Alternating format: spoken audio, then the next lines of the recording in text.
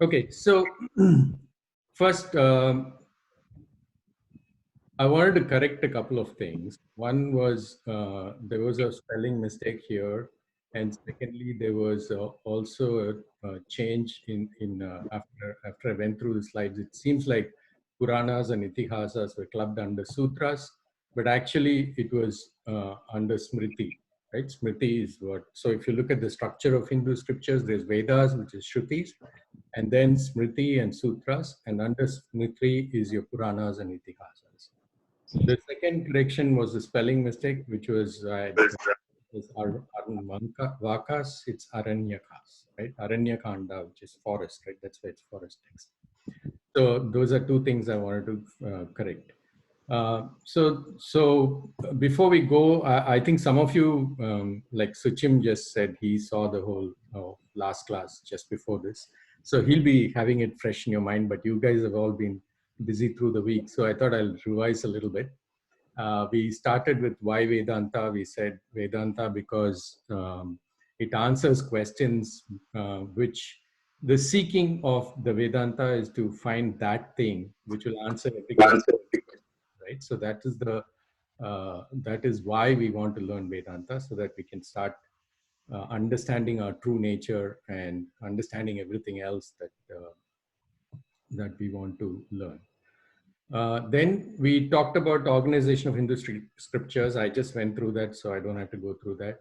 Then we talked about how to study the scriptures. Anybody remember how to study the scriptures? Basically, you hear it from the masters, so it's like through the hearing, basically. Correct. Passed on from generations. Correct. Three steps: understanding. Yeah. Then understanding. Yeah. Vivek was saying, what is it, Vivek? Manana after Shravanam, then Mananam, then another. Yeah. So he said Shravanam, Smaranam. Mananam, Nididhyasana. Right? Yes. Shravanam is basically listening and ability to repeat what somebody said. So everything, you failed in that. So you should be able to repeat that. And then second thing is actually asking doubts and understanding what was said. If you don't understand, then ask questions, make sure that you understand.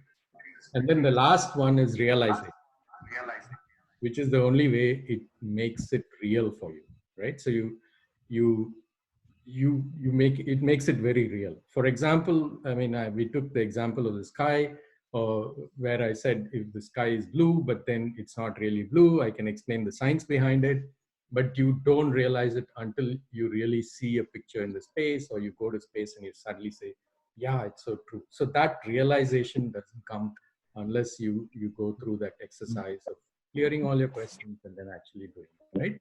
So those are 3 steps that you have to go through.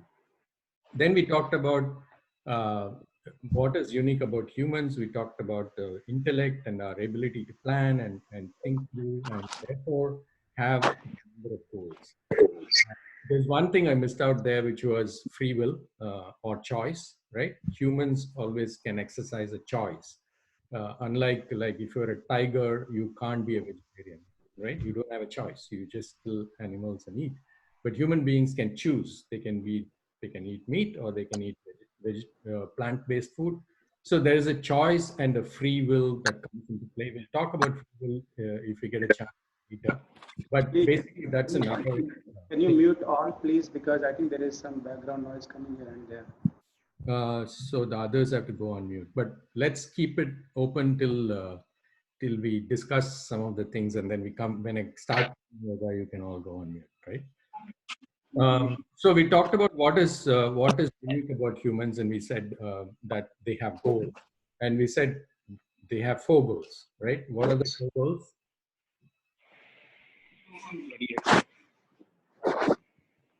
So we said there are 4 goals. We basically can be classified into karma, which is artha is all about material things, wealth, shelter, food, clothing, everything, your cars, your whatever, all those material things. And then kama is all your entertainment, right? All your pleasures and entertainment. dharma or punyam, which is basically something good that you want to do to kind of drive you through the next lives.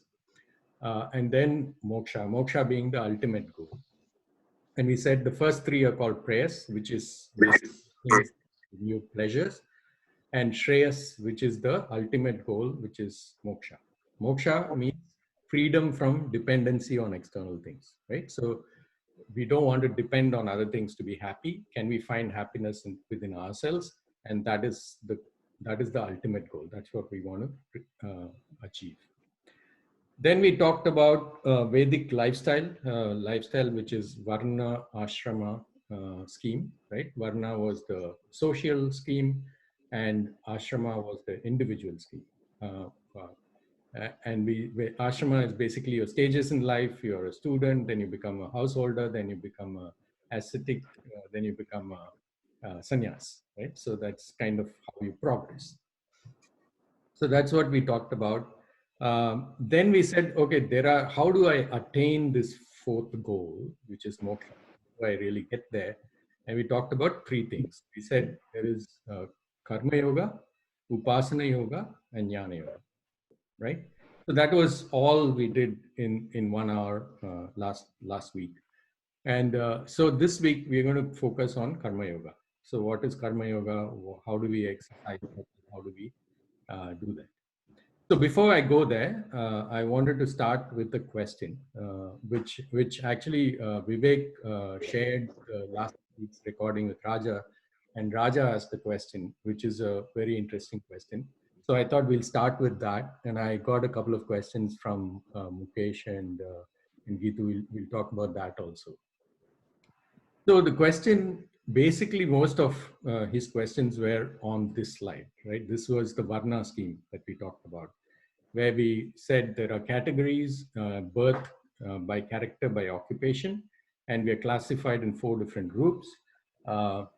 And we said that by birth is just by accident. You're born to somebody who's a Brahmana, you become a Brahmana, or you were a Vaishya, whatever.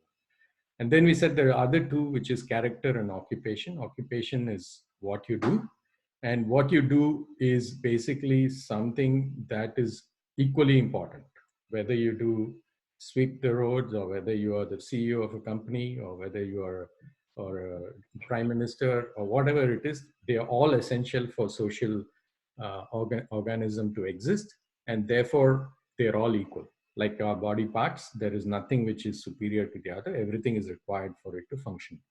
However, we said that by character, there is a categorization. We said that what you want to do is move from tamoguna to sattva-guna, right? So that's what we want to reach. And therefore, there is a gradation. There is a superior character and an inferior character, and we are all hoping for superior character. So that much was discussed. The question that came up was, and I think one of the perspective, I think we all get colored by the perspective of, colored by the jati perspective. So keep that aside, the birth part aside. The other 2 is the perspective that we need to think about. And occupation, as I said, is equal. So the character becomes the most important thing to discuss. So the question that Raja had was that why is it that contemplative is considered superior, right? If you take selfless activity, where you are basically doing a lot of stuff for broader good, isn't that better? You're improving. Even if you're doing a corporate job, you're contributing to the society. You're giving people opportunity to work. Somebody has to go. So isn't, and then when you talk about selfless activity, you are basically doing a lot of service to humanity. You're doing for so many people so many good things. Why is sitting and contemplating more important than selfless activity? I thought it's a very good question, and I wanted to see if any of you think why contemplative character is considered to be superior to selfless character. I think Vivek, you know the answer, or at least my answer to that. So I don't want you to participate, but anybody else who thinks, uh, who has an idea um, why selfless activity is not superior to contemplative, or other way around, why contemplative character is supposed to be superior to selfless character. Is it because all original thinking and human progress will come out of contemplative guna, characteristic? Humankind, progressive, humanity will come out of that. Yeah. Yeah, see, honestly, It's larger than large. yeah, they are not supposed to be, none of these varnas by virtue of they are not by gradation. So it's not that, contemplation is actually supposed to be a greater varna, right? Okay, if I re-articulate what Suresh is saying, Hmm. a contemplation can be sattva-guna or tamoguna depending on what we are contemplating on. Similarly, activity can be sattva-guna or tamoguna depending on what's the thought behind the activity. If the activity as it is described here is selfless and it is for others good, dedicated to God, as you said somewhere else, it is sattva-guna.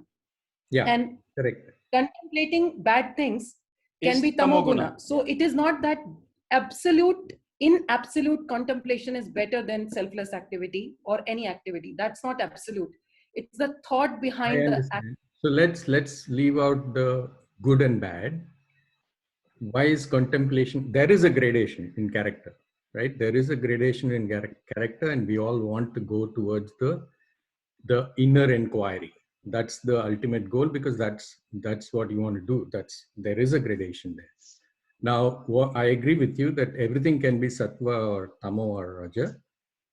And when I say selfish activity, again, it's not purely selfish. It's just a way of characterizing. There could be a partly sattvic, partly rajasic character in that, right? So, to me, I basically think, and this is what I told. I use Calvin and Hobbes, right? Sometimes one should just look at things and think about things without doing things. Okay, that was the funny part of the answer. The real part of the answer is, I said, we all agreed that our goal is freedom from external dependency, because that's what gives true peace. If that is the goal that we want to attain, the only way to attain that goal is through understanding, through knowledge. And again, we'll come to that as we speak about all the yogas. But the only way you are able to get out of this attachment to external dependencies is through the knowledge of your true self. And true knowledge of yourself comes out of contemplation, out of thinking about it, inner inquiry, right? And that is the reason why it is considered to be superior. However, as Nidhi and Suresh are trying to point out, and Nitin as well, once you realize your true self, that you are not an independent entity, you're not two different entities, you and the others, you're all the same, then the way your perspective towards everything changes. So I was giving the example of, by mistake, if your finger pokes your eye, you're not going to get angry with the finger and chop it off, because it is part of your body, right?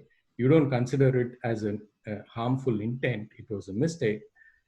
If you start thinking about everybody as yourself, and you and everybody, or God in everybody, then the way you're going to perceive things is going to be very different.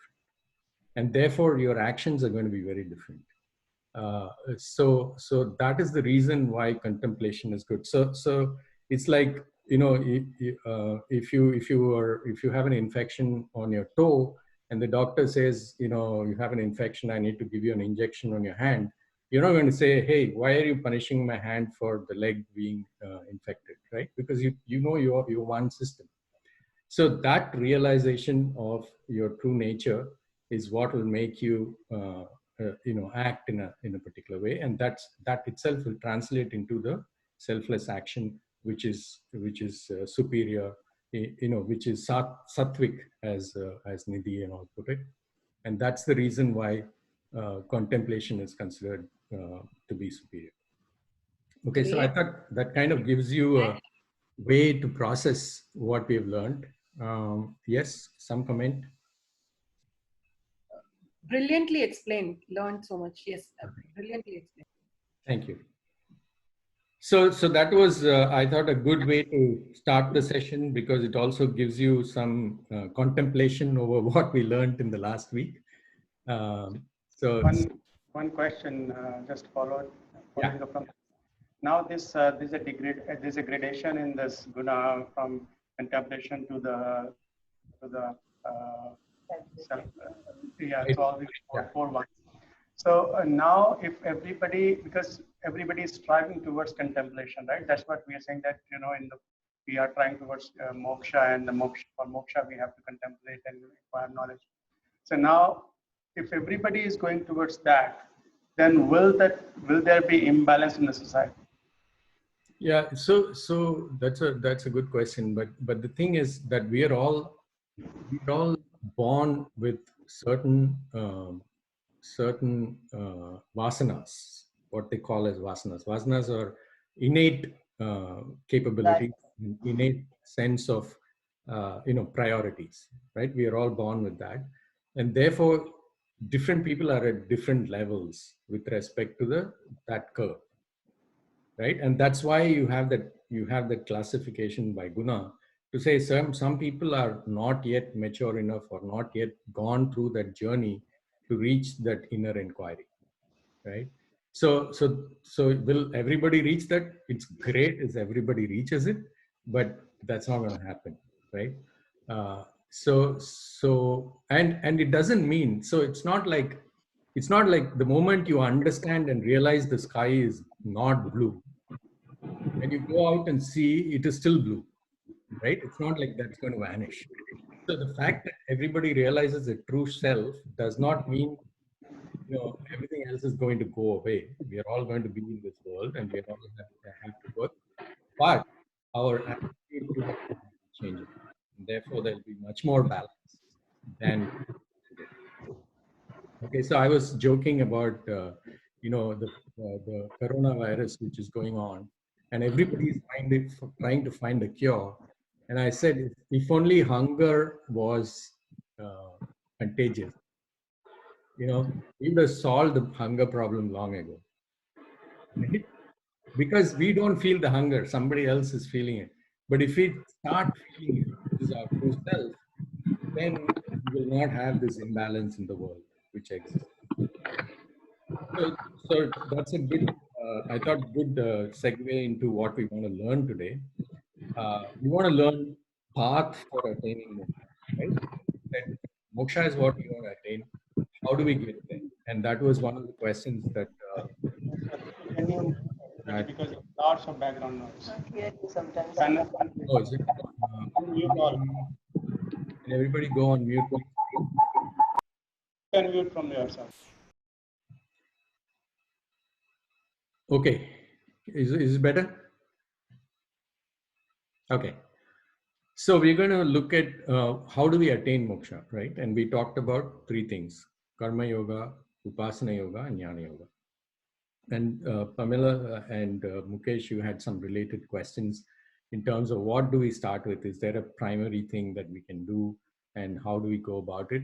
And I think Bhagavad Gita, which is considered the essence of Upanishads. Basically, all the Upanishads has been picked, and Krishna's advice to Arjuna is there in that, and that's a good way to start. If you want to primary, learn something, the end-to-end of Hindu philosophy, it's a good place to start. And Vivek had put that recording of Eknath Ishwar.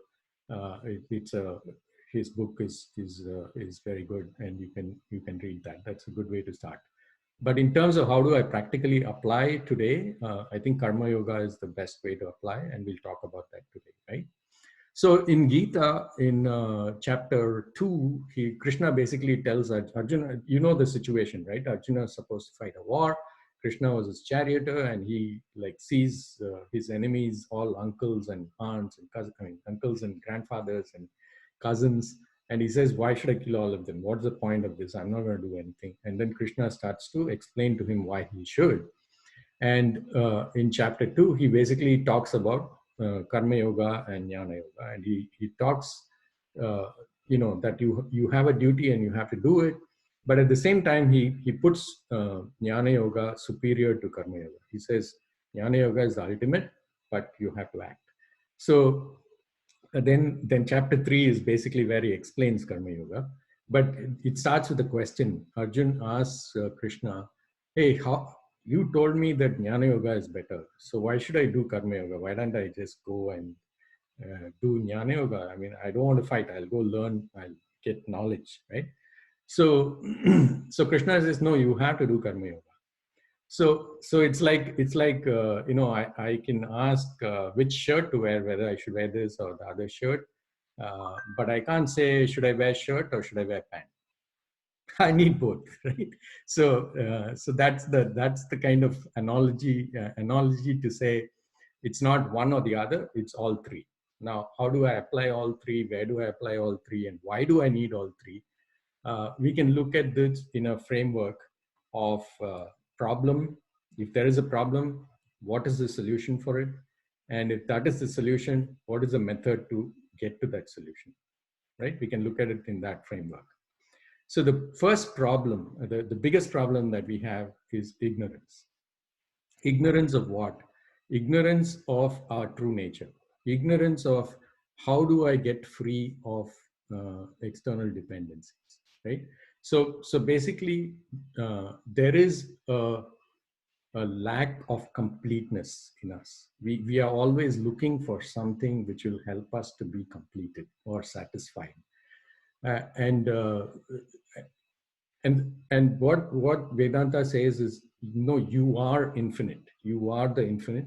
It's just that you are ignorant of it, and therefore you are searching all over the world for something that will complete you. And everything you get, you are dissatisfied. You're not happy with it. Like we saw in the Artha and Kama goals, you attain the goal, you're still not satisfied. You want to move on. You want to get something more. You want to get something more, right? So that is the biggest problem, the ignorance of, of my true self.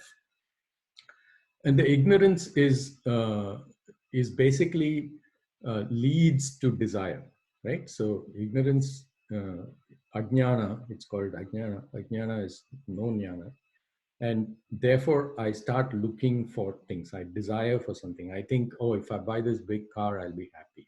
If I get famous, I'll be happy. If I get rich, I'll be happy. If I get my kids, I'll be happy. If I marry, I'll be happy. So everything is something I acquire and I'll be happy. And every time I acquire that, I think I can acquire something more to be happy, right? So it's never something that makes us feel full. But the truth is we are complete. Our nature is, and that's a question that Manu asked last time, whether happiness, or do I feel a positive thing or a negative thing or a neutral thing? It is the completeness that you feel when you know what you are, but that's the ignorance that you're going through. In Vedanta, the example that they use is a snake and a rope. You go into a dark room, you see a rope, but you think it's a snake.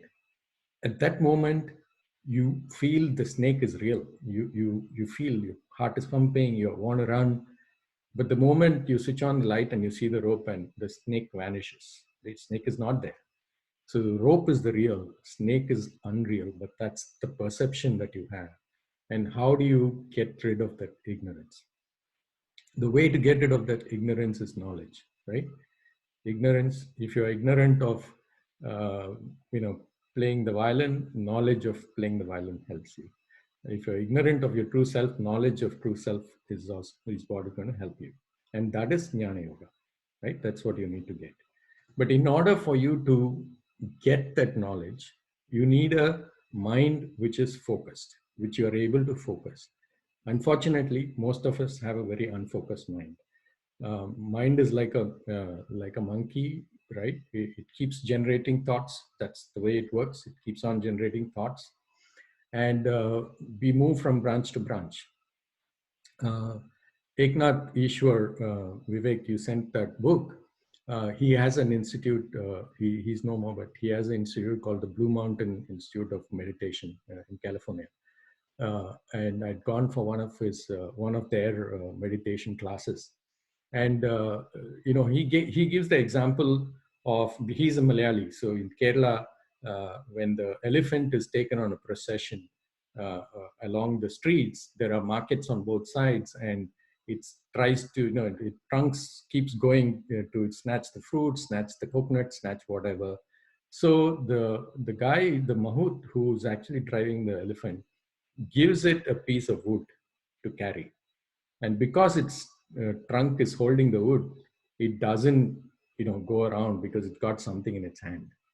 So like that, he says, when you meditate, if you take a mantra and you keep repeating, which is what Suresh was doing in the last meditation class, that's like that wood. I hold on to that so that my mind doesn't go elsewhere, right? So there's a way to bring focus to your mind. And there are different types of meditation, and that is one type, but there are many types, right? And that is bringing focus to an unfocused mind. That is Upasana Yoga. So in Bhagavad Gita in chapter 6, Krishna talks about how do you meditate, what are the different types of meditation, how do you meditate, etc. And we'll talk about that in the next session. So in order for us to focus our mind, first of all, we need to attain purity of mind. And we all have an impure mind. Impure mind meaning that we are full of desire, we're full of pleasure seeking. We all know, right? I mean, a lot of times we say, I won't do this, but I end up doing it because I just give in to my mind. And to purify the mind is what is Karmayoga, right? You have to do Karmayoga in order for your mind to be purified. So it's almost like a steps that you have to do. All of us start with Karmayoga. If you're good at Karmayoga, you can start doing Upasana Yoga, and it helps you to get better. And once you have the focused mind, you can gain the knowledge to actually get Jnana Yoga and get free of dependency on external things, which is called moksha. So the technical terms for this is Ajnana versus Jnana, which is ignorance and knowledge. Vikshapa and Egakrita, which is focus of the mind. Chittamala, chit is your mal, the root of malpractice. All that is from mala, right? That is Chittamala and Chitta Suddhi. How do you purify your mind? So that's what this is about. But if you, this is the Advaita school of Adi Shankara's teachings. There are other teachings which say that you can choose any one of these paths and still reach moksha. Like for example, Vivekananda, his thing is Karma Yoga. He's like do selfless service, and you will attain moksha, right? And bhakti, for example, in the bhakti movement, they say you don't need any of this, just like pure love of God will take you to moksha.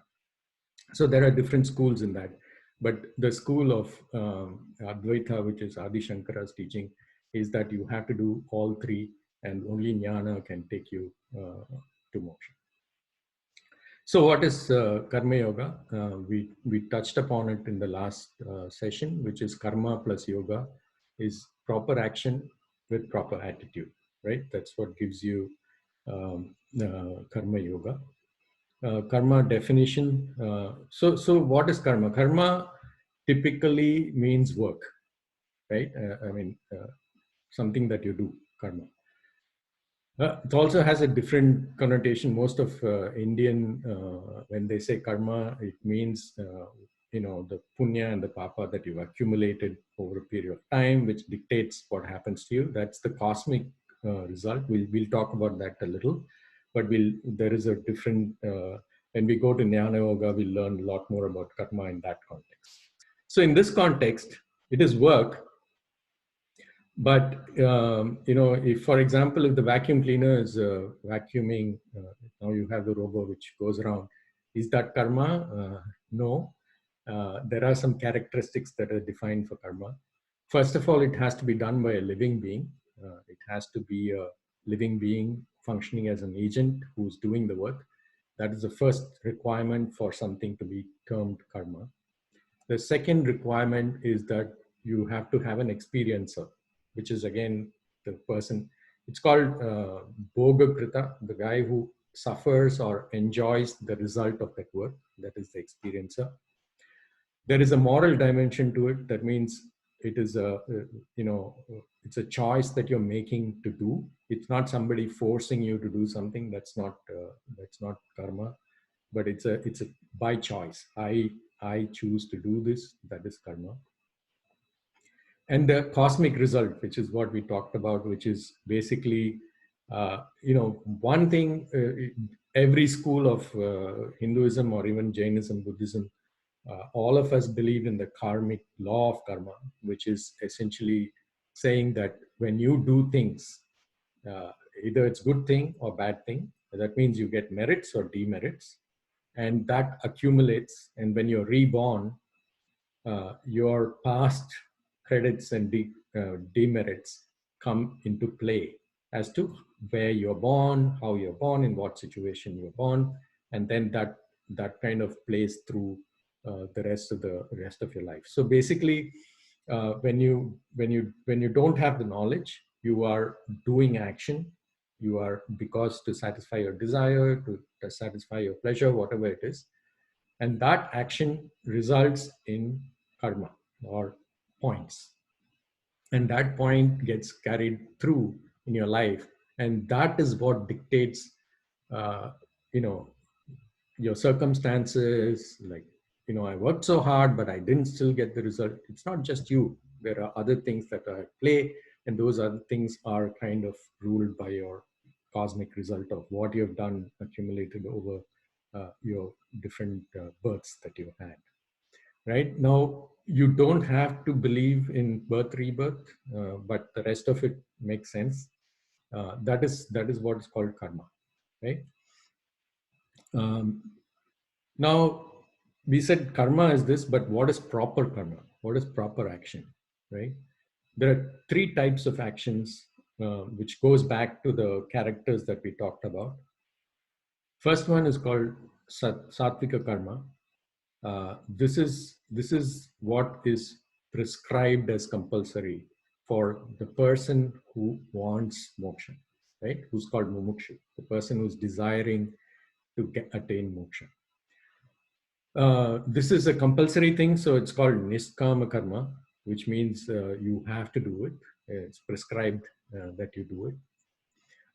These are not things which will get you material benefits. Okay, this is not money, fame, status, family, none of that, right? And it contributes to your inner and spiritual goal. So you go back to the goals. There are 4 goals: kama, artha, kama, dharma, and moksha. This is dharma and moksha pradhana, which means it puts dharma and moksha as the priority, not artha and kama. That is called sattvika karma, right? So that is a good intention one. We'll go a little bit deeper into that. And then you have rajasa karma, which is actions prompted by your desires, which is called sakama karma, which means, I need good clothes, I want to earn money, I want to do this.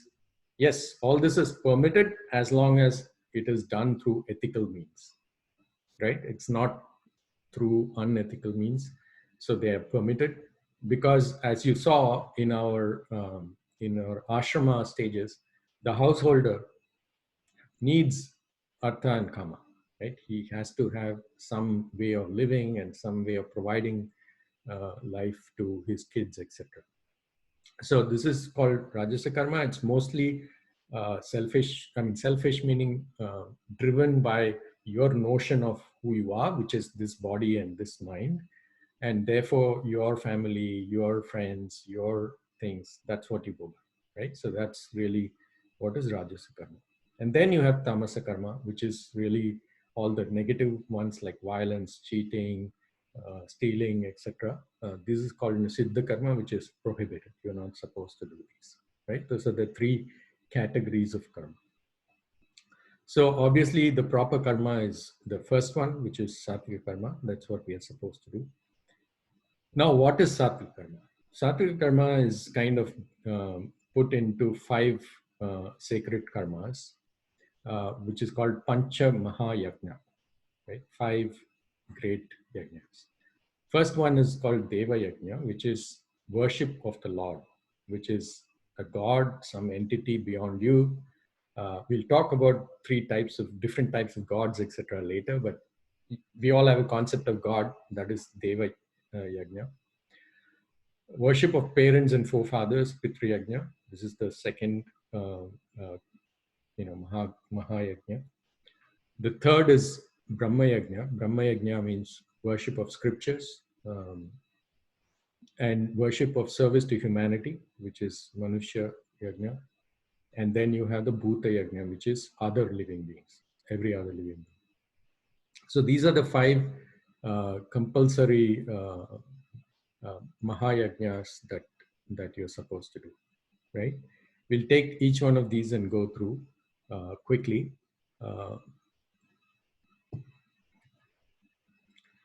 So one more point on this is that many people say, I'm doing, my thing is doing service to humanity, and therefore I'm going to focus on that, and I don't care about others.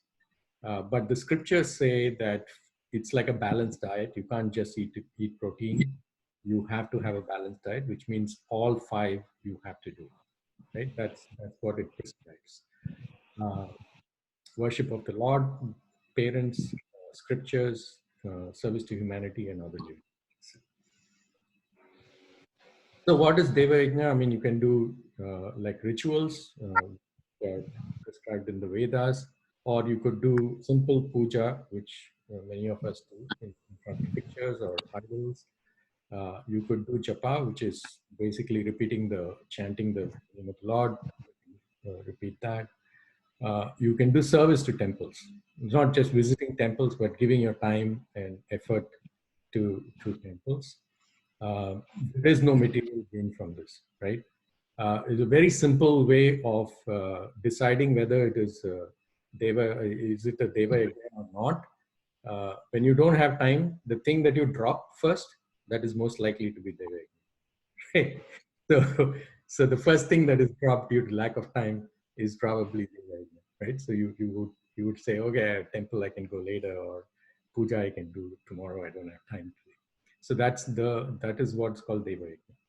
The next one is Pitru Yajna, which is service to parents, respect and service to parents. We all, grew up with this Matru Devo Bhava and Pitru Devo Bhava. It also reflects on forefathers, the rituals that are prescribed even after they pass away. Those things are supposed to be very important. Then comes Brahma Yajna. Brahma Yajna is scriptures or the rishis who basically received this and told us. It does not mean pray to them, but it means Parayana. Parayana means reading of the scriptures. That's why we listen to Ramayana, we listen to Mahabharata, we listen to lectures. Of course, it's better if you know the meaning of it, but if not, at least you should be able to recite them. Promotion of scriptural study is also good. So for me, this is a good way to engage because I am promoting these scriptures. So hopefully I'm doing some Brahma Yajna. Then, of course, Manushya Yajna and Bhuta Yajna, which is social service of any form, being kind to animals, revere nature, ecology. These are all important aspects. So it's interesting that if you see all of this, right, all the things that we talked about, these are things that we like. This especially the Bhuta Yajna and Manushya Yajna is something that we all talk about today as well. So it's as much applicable to us as it is to those days. So Karma Yoga is proper action. Proper action is Satvika Karma. And this is something that we should continue doing, right? So we talked about karma all this while.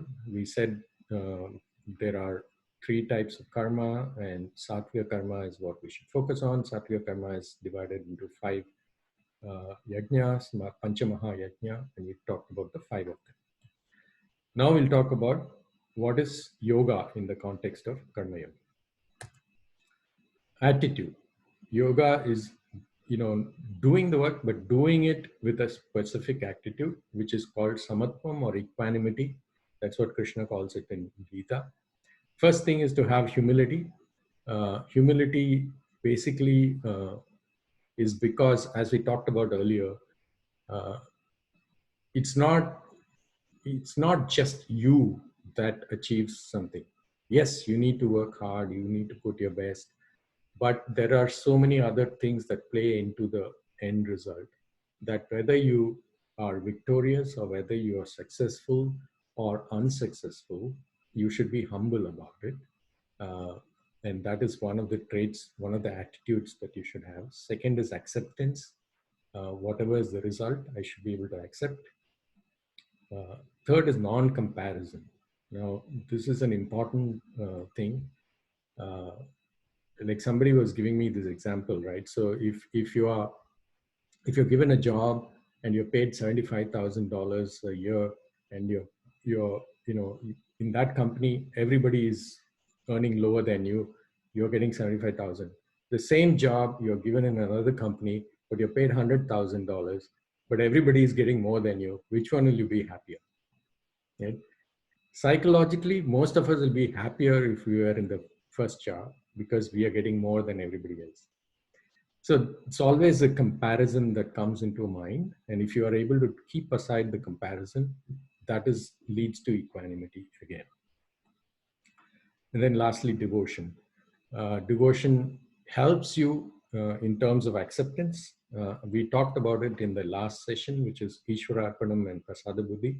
Everything I do for God. So if you have that tendency, you'll do your best job.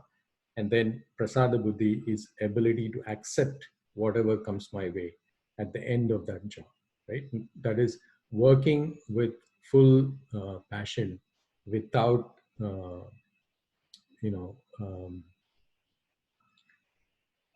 without specific expectation. I don't know, I'm getting some vague person joining. Should I admit or not? I'm not very...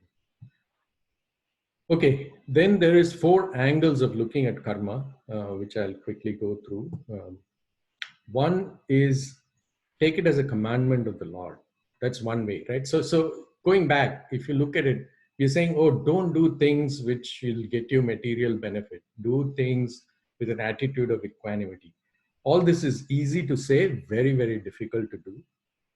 So there are 4 ways to think about this. One is you think about it as a commandment, and therefore you do it.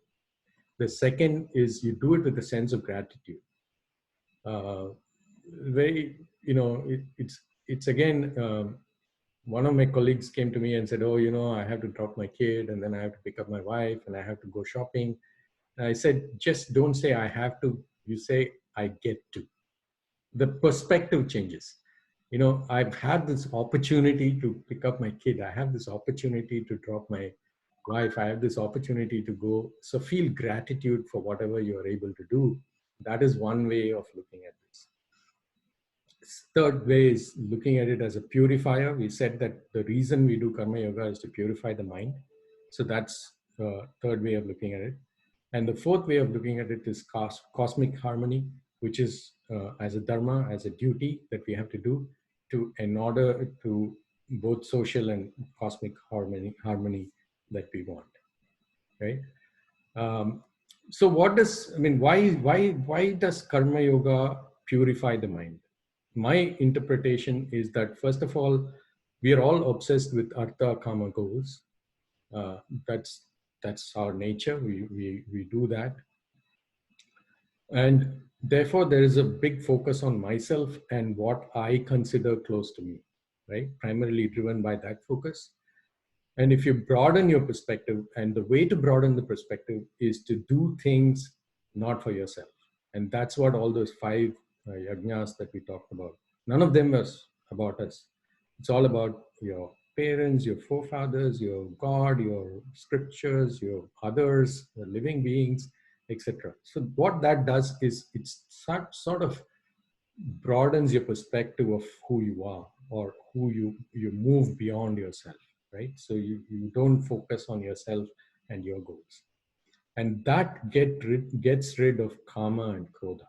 Now karma is lust, which is desire, uh, and krodha is actually a corollary of karma. If you don't get what you want, you get angry, right? If you your desire is what drives to anger. Your desire or expectation, you get angry because you expected your kid to do something, or your cousin to do something, or your friend to do something, and he didn't do it, so you're angry. So anger comes out of karma. So karma and krodha you can get rid of, which means that your mind gets purified, and therefore you could go to the next stage, which is the upasana yoga, right? And by doing that, your dharma and moksha comes into focus, then artha and kama. So artha and kama takes a secondary role, and dharma and moksha comes into focus. So that's all I had today. I thought if you have any questions or any discussion points, I'm more than happy to. Hi, Sri. Yeah, hi. I had some questions. I put them in the chat, Sure. but we can just have a quick look at it. My first question was, when we talked about moksha, is there reference in the Vedas about is it that you do these things in this lifetime and you get moksha, or does it relate in any way to number of lifetimes or this lifetime? Yeah. And I'll give you my second question so that I can be quiet after that. Yeah. And my second one was around when you said, one of the ways is just to follow the Lord, which said, this is divinity, this is what's prescribed, let's just do this. And that seems to me to be at odds with the beginning of it, where you were like, it is about listening, remembering, and that comes up in Buddhism a lot as well. Remembering is the first part of understanding, and then debate, and then internalization. So I would love to hear your Sure. point of view on those. Yeah, absolutely. So the first question is moksha related to this lifetime? It could be, if you're mature enough, right? So jnana yoga, basically Adi Shankara's point of view is that you can be a jivan mukti. Jivan mukti means you can attain that knowledge in your life. You don't have to die. You don't have to get out of this world to do that. It's not a post-mortem benefit. It is a benefit that you can get as you live, right? So yes, it is possible, but in order for you to get to that, there are very few people who attain that level of internalization of jnana. For you to attain that, you have to go through multiple cycles of life, is what is believed, right? So it's not really, the reason why why do you need multiple lifetimes, right? Multiple lifetimes is required because once you're born, you're acting. You have to act. And when you act, you accumulate positives and negatives because you're acting with your choice, with your intent, right? And therefore, every interaction creates what we call punya or papa, which is called karma, right? You accumulate karma. And your actions help to dissipate that karma. Bad karma, good karma, whatever it is. When you don't have any of those, and that's what where we talked about vasana, which Nidhi had written about. Vasanas are what you are born with from your previous life. You have certain things that you've accumulated, your character, your nature, that comes through in your birth, and that forces you to do certain things, that drives you towards certain things. That's your innate nature, right? And therefore you have to go through this process before you get to a stage where you can attain that knowledge. Your second question, which is follow the Lord, that's a karma yoga thing, right? So you are still not in that mature state of jnana yoga where you can say, hey, I don't need to believe in any of these bigger things because I am that. There is no second thing. There's only that, right? If I'm able to get there, and in order for me to get there, I have to go through that process. So you can start asking, so how? So the reason why I said just do it because Lord says so is because that's how you get into karma yoga. So if you look at it, tamoguna to rajoguna to sattva-guna, tamoguna, you're sitting there, you don't want to do anything. So they prescribed some rituals. They said, get up in the morning, have a bath, go to the temple. That just gets you into the action mode. The second thing is, okay, now that I'm acting, I have desires, right? I start doing more action to fulfill those desires. And then I mature to do things for others. And that's when I become pure. Then I start doing meditation, I'm able to focus. Then I go into jnana yoga. So that's the stage of journey that we have to go through in order for us to get there. Thank you. Shri, can I, sorry, can I put in my comment on that? Yeah, sure. Okay. For the first one, what I was given to understand is that each life, it's like a kind of a credit thing, right? You have a credit of your punya and you have a debit of your pap. So when your pap and punya gets balanced out, that means your credit and your debit, etc., that thing gets balanced and it becomes zero. That's when you supposedly kind of attain moksha. Does that have anything to do with that explanation you just gave for Tripti's question? Yes, it does, but it's a representation, right? So that's why I said every action that you do creates karma, positive or right? So the idea is to get out of that mode. And the only way to get out of that mode is when you know your true self. And so it's a bit of a cause and effect confusion, right? So once I know who I am, then I'm not involved in the action because I am just an observer. The idea is awareness is what is your true self.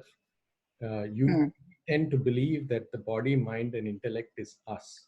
If I'm able to remove myself from that body, mind, intellect and look at myself as an observer, playing through this instrument that is given to me, and it's the same awareness that you have, I have, Tripti has, everybody has, is the same awareness. And we are all seeing it through different instruments. Once I get that, once I really realize that, then actions is not performed by me. I am not the bog of that action. I don't suffer that action. That's when your karma gets nullified. You're not doing any action. Okay.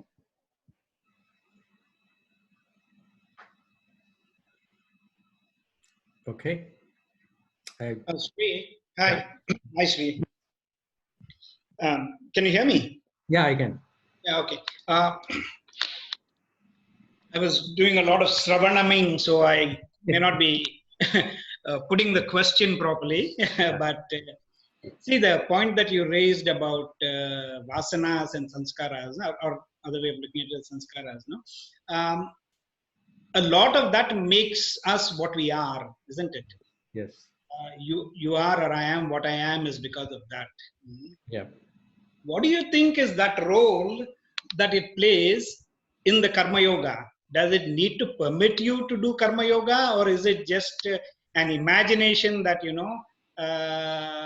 No. So good question. So basically we are born with certain innate tendencies, right? So therefore we like certain things or we dislike certain things. That is what is called raga dvesha, right? Raga is something I want, dvesha is something I hate. Now, by focusing on karma yoga, what you're doing is you are moving your mind away from your raga dveshas. You're doing certain things with a certain attitude, which basically pushes you, or releases you from this raga dvesha, that the bonds and dislikes and likes that I have, right? So that's why all these, all this service to humanity, service to things, to others, it's all kind of reprograms your mind to start moving away from likes and dislikes. When you start thinking of, everybody, I need to do good to everybody, I stop hating things, I stop wanting things, for myself. And that is the first way, right? So I'm basically transferring whatever I want to me towards others. In fact, if I can move it towards an entity, which is God, that's another way of moving away from likes and dislikes. And once you do that, you become purified. Then you can start, focusing on things. Then you start learning things.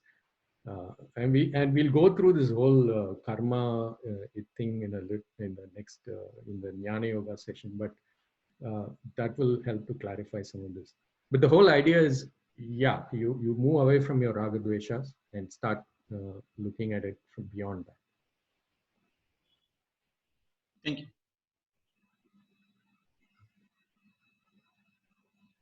Any other question?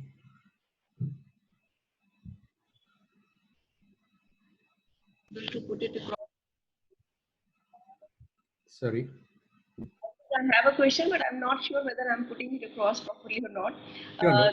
It's about Nishkam karma. By definition, from childhood, we've been saying that the karma that is done without a desire, without expecting results, is called Nishkam karma. So, do we, connect it with this? Like, that means either I'm doing it for the God, or I'm doing it for others, and I don't get impacted by this. No, so there are two parts to it, right? There is a nishkama karma and there is an attitude towards that karma. What you're talking about is the attitude where you're not worried about, you're not bothered about the result, you're doing it. So karma yoga is two things. One is what you do and how you do, what attitude you do. Have equal importance? Both are equally important, yes. In fact, the attitude probably is a lot more important, because that's the most difficult to get. Okay, thank you.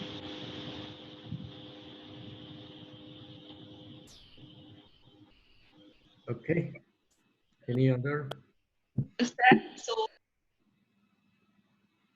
Sorry, any question?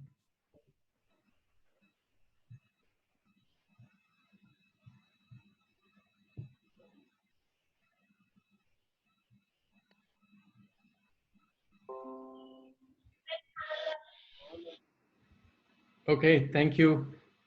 If there are no things, Session. Thanks a lot, Sri. thank you. Thank you. Thank you. Thanks so much. Thank you. Thank you. Bye. Forward to next week. Thank you. Thank you. Bye. Thanks, Sri. Thank you, everyone.